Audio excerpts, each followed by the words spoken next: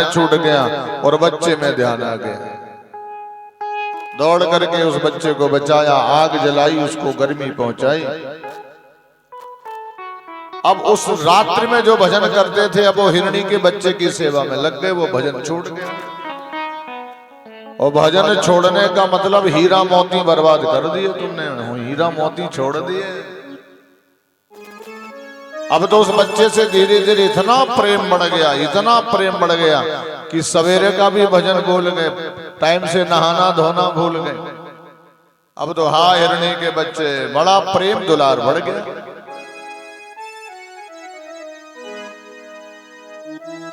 बड़ा स्नेह बढ़ गया हिरणी के बच्चे से।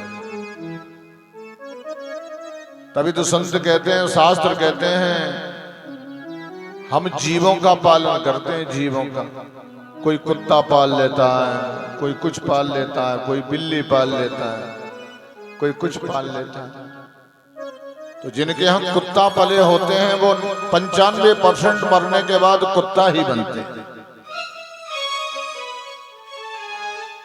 कुत्ता पाले सो कुत्ता। अब क्यों भाई, क्यों बनेंगे कुत्ता? क्योंकि मरते समय कुत्ता का ही ध्यान आएगा, कुत्ते का स्मरण आएगा। आपका स्नेह कुत्ते पर, आप वो कुत्ता, आप कहीं बाहर से आए, कुत्ता ने आपके आगे पूंछ हिलाना शुरू कर दिया, आपका स्नेह बढ़ जाएगा। और वो इसलिए कुत्ता सबसे पहले 84 लाख योनियों में, जानते हो सबसे पहला शरीर कौन सा? सबसे पहला शरीर मछली वाला। 84 लाख योनियों में सबसे पहले मछली का शरीर। अंतिम शरीर कौन है? गाय का शरीर। ये अंतिम शरीर, इसके बाद फिर मनुष्य योनि प्राप्त होती है। गाय का शरीर अंतिम शरीर है, गाय के बाद मनुष्य बनने का मौका मिलेगा।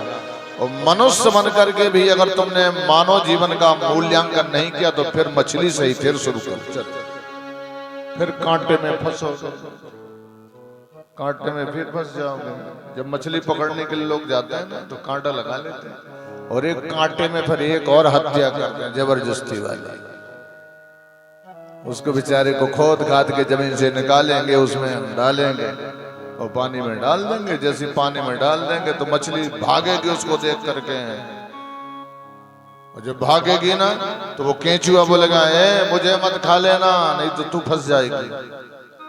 मैं फंसा तेरे लिए, तू भगी मेरे लिए। मुझे तो तेरे लिए जबरदस्ती फांसा गया है, कांटे में डाला गया और तू मुझे देख करके भागा।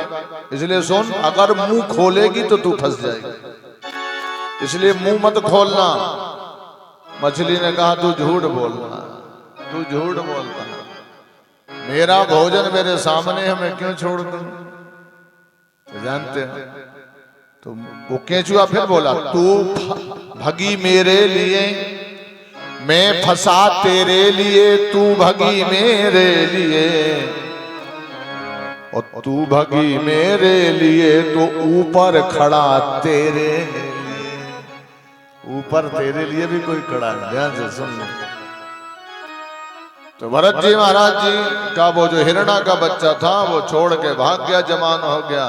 तो हा हिरणा के बच्चे, हा हिरणा के बच्चे, और वो हिरण के ही पेट में इनका प्राण छूट गया, तो ये हिरणी के पेट में चले गए।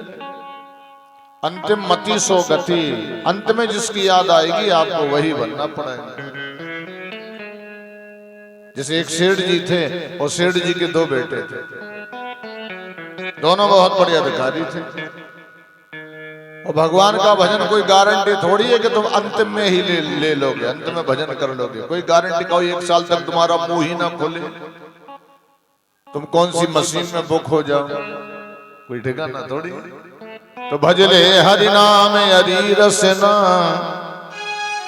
संत कितना अच्छा उपदेश करो। अरे अपनी वाणी से कहो ना कि लड़ाई में कितनी जल्दी जल्दी चलती है, किसी को गाली देना तो कितनी जल्दी जल्दी चलती है, निंदा करना तो कितने जल्दी हो। जब नाम का काम आ जाए तो ये बिल्कुल धीरे धीरे खिसकती है, फिर नहीं बोलती जल्दी तो नहीं चलती।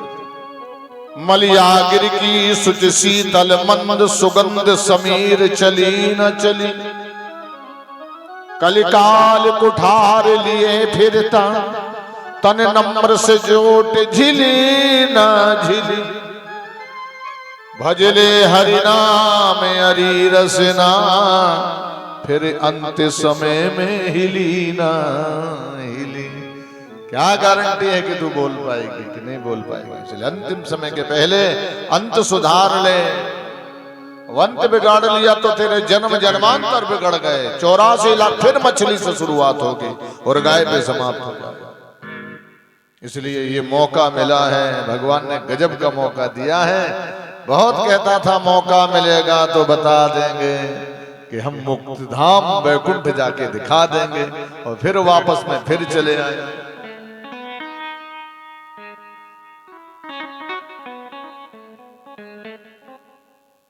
वो महाराज जड़ भरत को मृग की योनि में मिल गई। अब ज्ञान पूरा था तप शक्ति के द्वारा, तो मृग का शरीर जल्दी छूट गया। फिर एक ब्राह्मण कुल में जन्म हुआ। ब्राह्मण कुल में जन्म हुआ। ब्राह्मण कुल में जन्म जैसे हुआ तो आपको पूरा ज्ञान है। आप जो कपड़े मिल जाए तो पहन ले, ना मिले तो कोई बात नहीं। भोजन मिले तो मिले, ना मिले तो कोई बात नहीं। तो घर परिवार में 3 बड़े भैया और थे, उन्होंने कहा ये तो पागल है, पागल है। आइए गुड्डा महाराज जी, देखो हमारे गुड्डा बाबा जी पधारे हैं। और प्रयागराज में आप बड़ा अच्छा सुंदर हमारे कितना अच्छा इनका तंबू पंडाल रहता है। और वहां भी भागवत जी, आइए शांतनु भाई विराज। और ये हमारे शांतनु तिवारी जी भी पधार रहे हैं। गजब सुंदर, बहुत अच्छा। इधर विराजेंगे, बैठेंगे। चल शांतनु बैठ जाएंगे।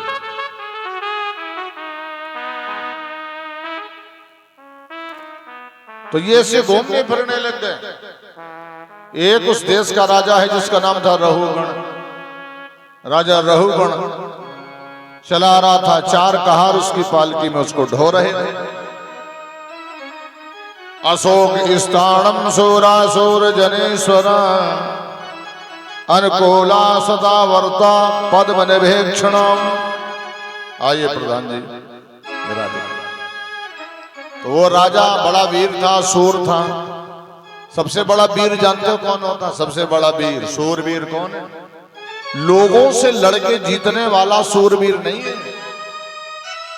सबसे बड़ा सूर कौन है, वीर कौन है? जैसे हमारे महावीर हनुमान जी का नाम क्या है? महावीर। महावीर क्यों इनको डिग्री मिली? क्योंकि इनसे ज्यादा कोई वीर नहीं है। और ये केवल मनुष्य राक्षस आदि को जीतने में तो आगे है ही। सबसे ज्यादा इन्होंने किसको जीता? जिसको कोई नहीं जीत सकता। जिसको कोई नहीं जीत सकता उसको हनुमान जी ने जीत लिया। महादेव को क्यों डिग्री मिली? महादेव की, जिसे कोई नहीं जीत सकता उनने इसको जीत लिया। कौन है वो जिसको कोई नहीं जीत सकता? इन दोनों ने जीत लिया। वो है काम, क्रोध, लोभ। हनुमान जी महाराज जी आजीवन ब्रह्मचारी हैं। और आजीवन ब्रह्मचारी रहना बहुत कठिन बात है, बहुत कठिन बात है। जय जय श्री हर हर। देखिए संत गण पधार रहे हैं, बहुत अच्छा लगा। जहां हमारे भगवान के भगत एकत्रित हों, पूजनीय संत इकट्ठे हों। और देखिए आपके हाथ में सुंदर श्रीमद् भगवद गीता है। आपका बहुत बहुत साधुवाद। विराजेंगे यथा स्थान सबके लिए मंगल कामनाएं। बड़ी सुंदर भगवान ने कृपा की। विराजेंगे।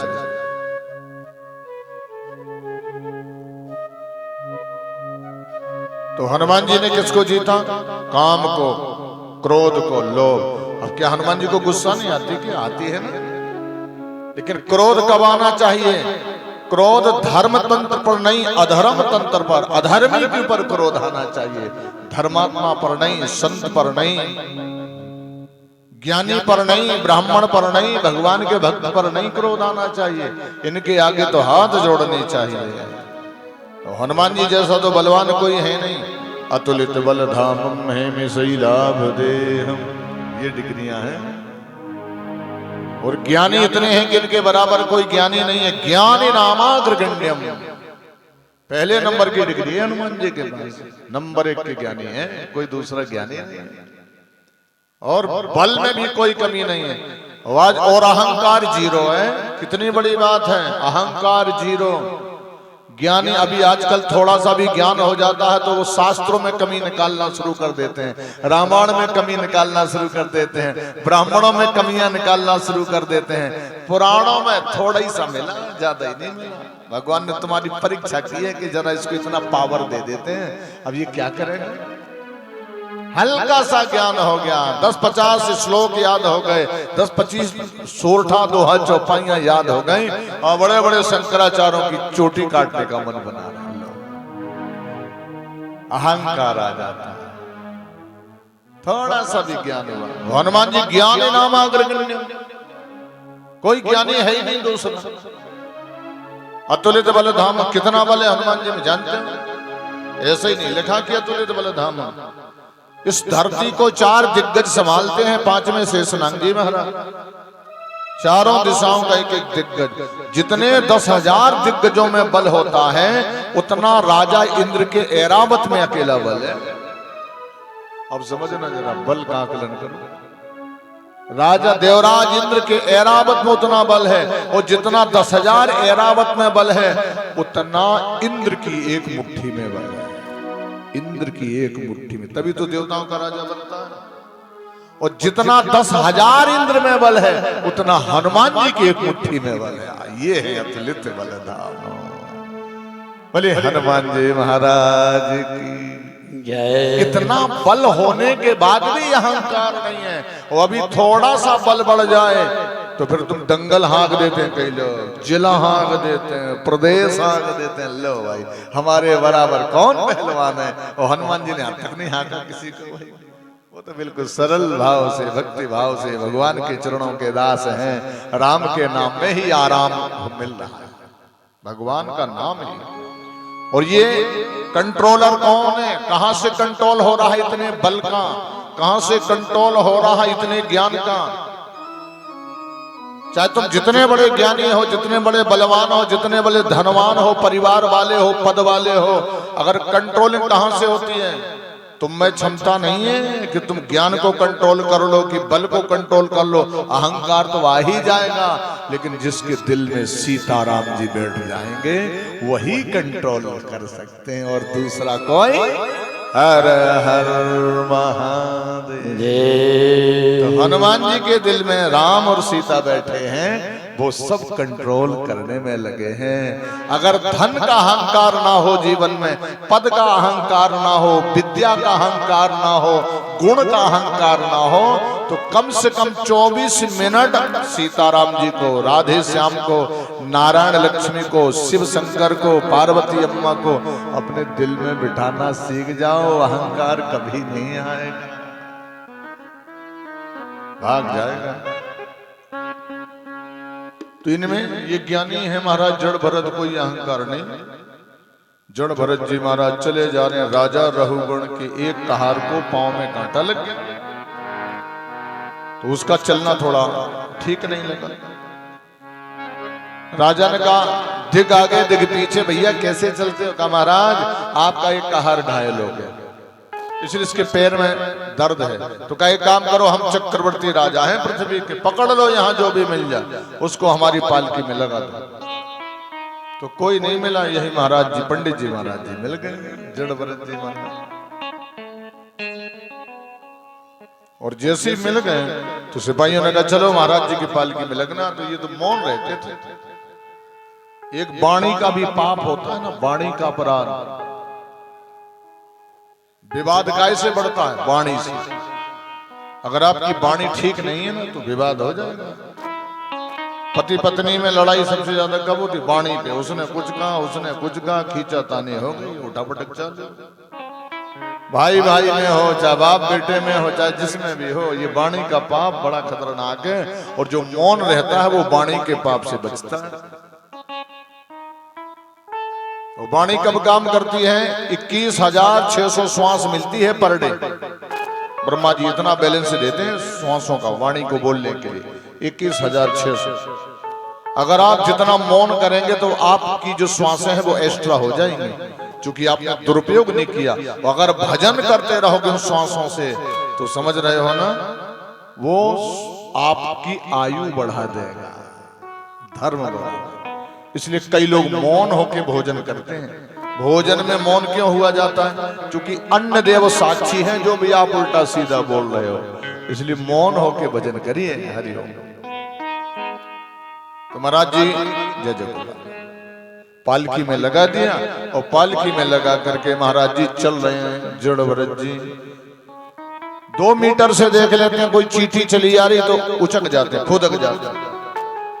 और जैसे फुदकने लग गए, अशोक स्तारण सूरासुर जनेश्वर, वो चक्रवर्ती सम्राट बैठा, उसके डंडा लग गया पालकी का सिर में, तो उसे गुस्सा आ गई।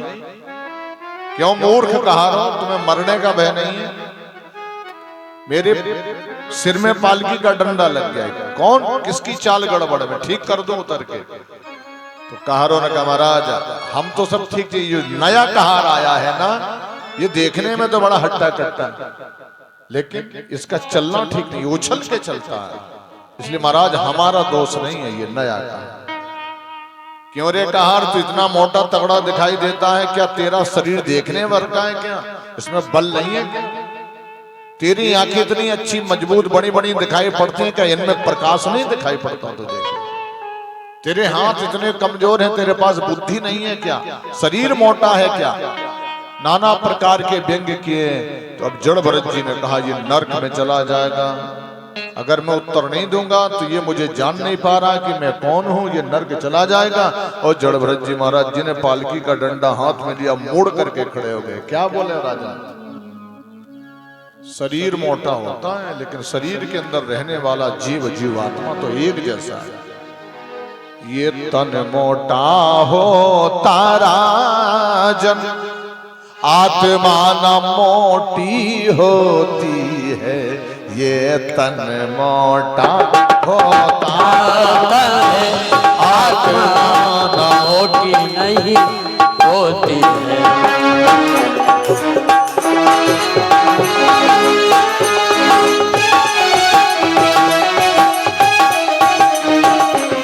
ये तन मोटा होता राजन, आत्मा न मोटी होती है। ना भूख लगे ना प्यास लगे, वो मृत्यु से सदा दूर रहती है। ना भूख लगे ना प्यास लगे,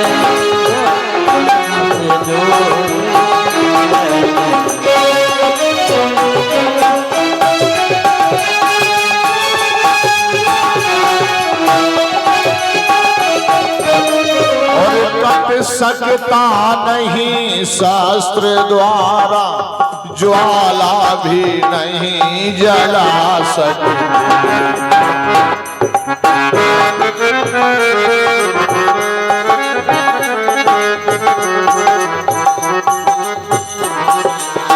अरे उड़ सकता नहीं पवन द्वारा, वर्षा भी नहीं बहा सकते।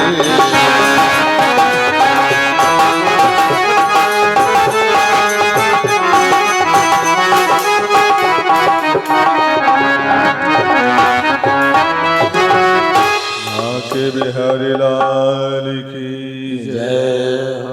राजा रघुगण ने सुना ये तो कोई बहुत बड़ा ज्ञानी पुरुष है। जड़भरत जी ने कहा हे राजन, ये शरीर मोटा होता है, आत्म तत्व तो सम है, बराबर है। तू ये कहता था कि मुझे दिखाई नहीं पड़ता, मुझे सब दिखाई पड़ता। मैं तुझे देखते ही पहचान गया था कि तू है कौन, लेकिन तू मुझे नहीं पहचान पाया कि मैं कौन हूं। राजन, जीव का भोजन भगवान का भजन है, सत्कर्म ही है। शरीर का भोजन तो संसार के दिव्य पदार्थ हैं, लेकिन जीव का भोजन तो भगवान का भजन है, संतों की सेवा, ब्राह्मणों की सेवा, ये जीव का भोजन है। राजा रघुगण पालकी से कूद पड़ा, चरण पकड़ ले। महाराज आप अपना परिचय बताइए, मैं आपको पहचान नहीं पाया। संत ने कहा तुम पहचाने हो या ना पहचाने, मैं तो तुझे देख के पहचान गया था। आज जो मेरी दुर्गति है ना, आज मैं ऐसे घूम रहा हूं भीतराग संत बन करके, केवल तेरे कारण, तेरे कारण ही मेरी ये दशा हुई। राजा ने कहा महाराज मेरे कारण? हाँ मैंने, अरे मैं तुझे 3 जन्म से जानता हूं। जड़ भरत जी ने कहा 3 जन्म से? महाराज कैसे? मैं तो नहीं जानता। तू जानता हो या ना जानता हो, मैं 3 जन्म से अपने आप को जानता हूं और तुझे जानता हूं। मैं बैकुंठ से दूर हो गया, मैं भगवान के चरणों से दूर हो गया केवल तेरे कारण। महाराज जी मुझे पता नहीं फिर आपने मेरे ऊपर कैसे कृपा कर दी। मुझे बोलना पड़ा, मैंने अपना मौन व्रत तोड़ दिया। मेरे ऊपर लोग पत्थर मारते थे, मुझे कोई परिवर्तन, कोई मेरे ऊपर प्रभाव नहीं पड़ता था। लेकिन आज जब तूने मुझे पालकी में जोत दिया तो मैंने सोचा जो ब्राह्मणों को पालकी में जोत देता है वो नरकगामी होता है। जो संतों को पालकी में जोत दे, हम तुझे ढो रहे थे। और मैंने सोचा कि अगर मैं मौन व्रत नहीं तोड़ूंगा तो तू नरक में चला जाएगा, और संत जिसको अपने कंधे पे बैठा लेता है उसे नरक नहीं जाने देता, उसे तो भगवान के धाम भेजने का प्रयास करता। इस कारण से याद कर। महाराज जी मुझे याद नहीं है। तीसरे जन्म में तू एक हिरणी का बच्चा था, हिरणी का, और मैं जंगल में नदी के किनारे भजन कर रहा था। तेरी माँ के पीछे एक शेर लगा हुआ था। वो तेरी माँ भयभीत होकर के नदी में कूद गई, और जैसे नदी में कूदी तो तू उसके गर्भ से बाहर हो गया। मैंने अपनी झोली माला छोड़ के तुझे बहते पानी से बचाया। मैंने आग जलाई, तुझे गर्मी दी। तेरे कारण मैंने दिन का भजन बंद कर दिया, रात का भजन बंद कर दिया, और मैं तुझसे इतना प्रेम करने लग गया कि तेरे बिन मैं नहीं रह सकता था। तू जवान हुआ और तू मुझे छोड़ के भाग गया हिरनियों के साथ। तू तो भाग गया, मेरी मृत्यु हो गई, और जब मेरी मृत्यु हुई तो मुझे भी मृगा की योनि मिली। तो मेरा पूरा ज्ञान जागृत रहा और मैंने बहुत पश्चाताप किया। तो ये तो धन्य कहो नारायण की कृपा कि मुझे फिर ब्राह्मण कुल में जन्म मिल गया, और मैंने तब से भगवान का भजन ध्यान शुरू कर दिया। अब राजा रघुगण ने पांव पकड़ लिए, आपने कितनी बड़ी कृपा की। केवल मैं पशु था, पशु होकर के आपने मेरे ऊपर कितनी कृपा की कि आपका डिमोशन हो गया, मेरा प्रमोशन।